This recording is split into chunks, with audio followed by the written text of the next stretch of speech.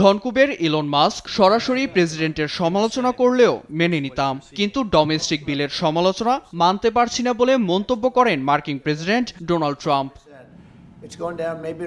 ট্রাম্পের বক্তব্যে বোঝা যায় তারই এক সময়ের আস্থাভাজন টেসলা প্রধান ইলন মাস্কের সঙ্গে দূরত্ব কতটা বেড়েছে।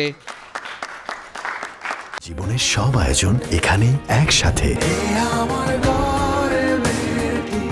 তাদের কথার লড়াই এখন রূপ নিয়েছে ব্যক্তিগত দ্বন্দ্বে। সামাজিক যোগাযোগ মাধ্যম এক্সের এক পোস্টে মাস্ক লেখেন, সময় হয়েছে নতুন রাজনৈতিক দল তৈরির। এর মধ্যেই 220 মিলিয়ন অনুসারীর 80%ই তার পোস্টে সাড়া দেন। এমনকি নতুন দলের নাম আমেরিকা পার্টি রাখার দাবিও তোলেন অনেক সমর্থক। ইলন মাস্কের এমন বেপরোয়া কর্মকাণ্ডে বেশ বিতর্কের মুখে পড়েছেন মার্কিন প্রেসিডেন্ট। এয়ারফোর্স ওয়ানে সফরকালেও সাংবাদিকদের প্রশ্নের মুখে পড়তে হয় তাকে।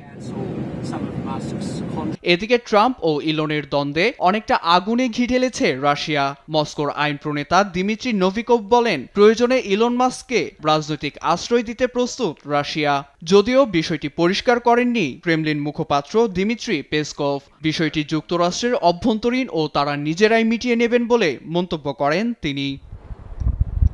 ট্রাম্প ইলনের দ্বন্দ্ব এখন শুধুই যুক্তরাষ্ট্রে সীমাবদ্ধ নয়, ছড়িয়ে পড়েছে ইউরোপেও। হয়েছে খবরের শিরোনাম, যা নিয়ে ভিন্ন ভিন্ন প্রতিক্রিয়ায় ভাসছেন সব বয়সী মানুষ।